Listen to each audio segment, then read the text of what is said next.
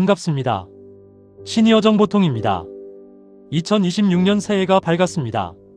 우리 구독자님들, 올해 소망하시는 모든 일 다 이루시고 건강하시길 기원합니다. 오늘 영상은 정말 중요합니다. 제가 주변 어르신들을 뵙다 보면 정말 안타까운 경우가 참 많습니다. 나이가 되면 나라에서 알아서 연금 통장에 넣어주겠지 하고 마냥 기다리시는 분들이 계십니다. 그런데 여러분, 정말 죄송한 말씀이지만 가만히 계시면 2026년 기초연금 단 10원도 받으실 수 없습니다.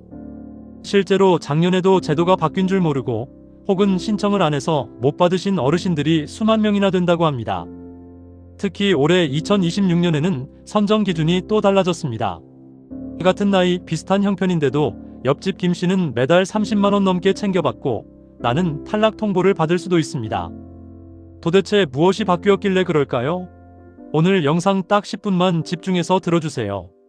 내 통장에 매달 꽂히는 효자, 기초연금을 지키는 방법을 확실하게 정리해드리겠습니다. 자, 먼저 기초연금에 대해 가장 많이 하시는 오해부터 시원하게 풀어드리고 가겠습니다. 첫 번째, 자동으로 나온다? 절대 아닙니다. 기초연금은 국민연금과 다릅니다. 국민연금은 내가 낸 돈을 돌려받는 것이지만 기초연금은 나라에서 세금으로 드리는 복지 혜택입니다. 그래서 반드시 신청을 해야만 줍니다. 이것을 신청주의라고 하는데요. 만 65세 생일이 지났어도 주민센터에 가서 나 연금 주세요 하고 신청서를 쓰지 않으면 100세가 되어도 영원입니다. 아직 신청 안 하신 분들, 생일 지나기 한 달 전부터 가능하니까 꼭 기억하셔야 합니다. 두 번째, 나는 돈도 안 버는데 왜 탈락이야? 하시는 분들 계시죠? 이 부분이 제일 억울해하시는 부분입니다. 기초연금에서 말하는 소득은 단순히 월급이나 장사에서 버는 돈만 말하는 게 아닙니다. 나라에서는 소득인정액이라는 걸 따지는데요. 쉽게 말해서 어르신이 가지고 계신 집, 자동차, 통장에 든 예금까지 전부 계산해서 이 정도 재산이면 월 얼마 버는 거나 마찬가지다라고 쳐버립니다. 이것을 소득 환산이라고 합니다. 그래서 나는 수입이 0원인데?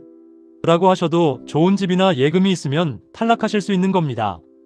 그리고 세 번째, 부부 감액제도입니다. 이건 2026년에도 여전히 유지됩니다. 할아버지, 할머니 두 분 다 기초연금 대상자가 되시면 참 좋은데 나라에서는 두 분이 같이 사시니까 생활비가 좀 덜 들지 않느냐 하면서 각각 받을 돈에서 20%씩을 깎습니다. 참 야속한 제도지만 현재 법이 그렇습니다. 이 구조를 먼저 이해하셔야 오늘 설명드릴 2026년 변화 포인트가 귀에 쏙쏙 들어오십니다. 잠깐 본격적으로 2026년 달라진 기준과 탈락하지 않는 비법을 말씀드리기 전에 부탁 말씀 하나 드립니다. 지금 보시는 화면 아래에 빨간색 구독 글자와 엄지척 모양의 좋아요 버튼이 보이시나요? 이걸 지금 꾹 눌러주시면 앞으로 수시로 바뀌는 복지 정책이나 놓치면 손해보는 어르신 혜택 정보를 시니어 정보통이 누구보다 빠르게 정리해서 배달해드립니다. 돈 드는 거 아니니까요. 지금 한번 눌러주시면 영상 만드는 저에게 정말 큰 힘이 됩니다. 네, 감사합니다. 그럼 2026년 구체적으로 무엇이 달라졌는지 핵심을 짚어보겠습니다. 가장 반가운 소식은 선정 기준액의 상향입니다. 물가도 오르고 어르신들 평균 생활 수준도 오르다 보니 정부에서도 이 정도 금액이하면 기초연금을 줍니다 하는 기준선을 올렸습니다. 이게 무슨 뜻이냐 하면요. 작년에는 재산이나 소득의 기준을 아주 살짝 넘어서 아깝게 탈락하셨던 분들 계시죠? 그런 분들이 올해 2026년 바뀐 기준으로는 합격이 될 수 있다는 뜻입니다. 그러니까 에이, 작년에 안 됐는데 뭐 또 해 하고 포기하지 마시고 올해 바뀐 기준으로 다시 한번 꼭 신청해 보셔야 합니다.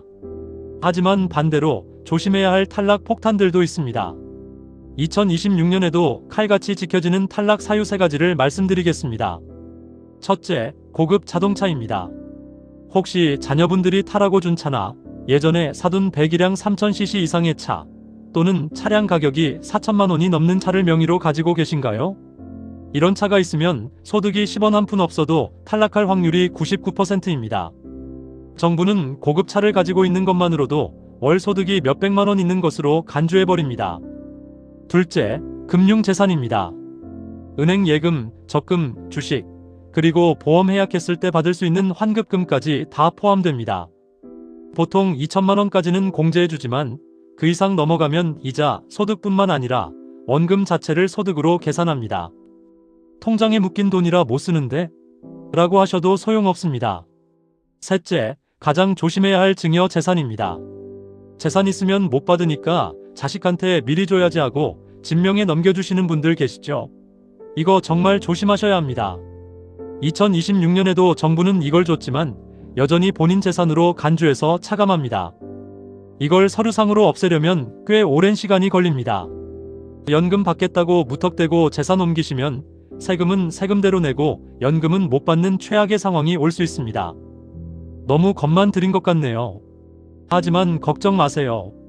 재산이 꽤 있는데도 기초연금을 받는 방법은 분명히 있습니다. 시니어정보통이 알려드리는 2026년 전략은 이겁니다. 핵심은 기본재산 공제를 똑똑하게 활용하는 겁니다. 내가 사는 집, 즉 주거용 주택은 지역별로 꽤 큰 금액을 재산에서 아예 빼줍니다. 예를 들어 서울이나 대도시에 사신다면 1억 3,500만 원 정도는 재산 계산할 때 0원으로 쳐줍니다. 지역별 정확한 공제액은 주민센터 확인 필요합니다. 그래서 서울에 5억 원, 6억 원짜리 집이 한 채 있고 다른 소득이 전혀 없다면 의외로 기초연금 대상자가 되실 수 있습니다. 집값 전체를 소득으로 잡는 게 아니라 공제액을 빼고 남은 금액의 연 4%만 소득으로 잡기 때문입니다. 또 하나, 현금 비중 줄이기입니다. 앞서 말씀드린 대로 은행에 넣어둔 현금은 소득 환산율이 높습니다. 만약 여유 자금이 있다면 이율이 낮은 예금보다는 연금 상품으로 돌리거나 혹시 가지고 계신 대출이 있다면 그 대출을 갚아서 금융재산을 줄이는 것이 기초연금 수령에는 훨씬 유리합니다. 무조건 돈을 숨기라는 게 아니라 소득으로 잡히는 재산의 비중을 합법적으로 줄이는 것이 포인트입니다. 마지막으로 부부 가구 대 1인 가구 전략입니다. 혹시 자녀분들과 주민등록이 같이 되어 있나요? 자녀의 소득이나 재산은 상관없지만 경우에 따라 어르신 단독 세대로 분리하는 것이 유리할 수도 있고 부부가 함께 신청하는 것이 선정 기준액이 높아서 유리할 수도 있습니다. 이건 개개인 상황마다 다르니 꼭 연금공단 상담을 받아보셔야 합니다. 자, 오늘 시니어정보통과 함께 2026년 기초연금의 핵심을 짚어봤습니다. 긴 이야기였지만 결론은 딱 3가지로 요약해드립니다. 첫째, 기다리지 마라. 무조건 주민센터 가서 얼굴 보고 상담하고 신청하셔야 합니다. 둘째, 재도전해라. 작년에 떨어졌어도 올해 기준이 올랐으니 다시 신청해보세요. 셋째, 재산관리는 미리미리. 차, 예금, 집의 명의나 규모를 조절하면 못 받던 연금도 받을 수 있습니다. 어르신들, 기초연금은 나라가 주는 공짜 용돈이 아닙니다. 여러분이 젊은 날 피땀 흘려 대한민국을 이만큼 키워오신 것에 대한 정당한 보상입니다. 몰라서 못 받는 일은 절대 없으셔야 합니다. 혹시 내 소득 인정액이 얼마인지 계산이 너무 복잡하다 싶으시면 고민하지 마시고 국번 없이 1355번 국민연금공단 콜센터로 전화하세요. 아주 친절하게 알려줍니다. 오늘 영상이 조금이라도 도움이 되셨다면 주변 친구분들에게도 카카오톡으로 공유해 주시면 좋겠습니다. 다음 시간에는 2026년 바뀌는 노인 일자리와 수당에 대해 아주 알기 쉽게 정리해서 돌아오겠습니다. 지금까지 시니어정보통이었습니다. 오늘도 건강하고 활기찬 하루 보내십시오. 감사합니다.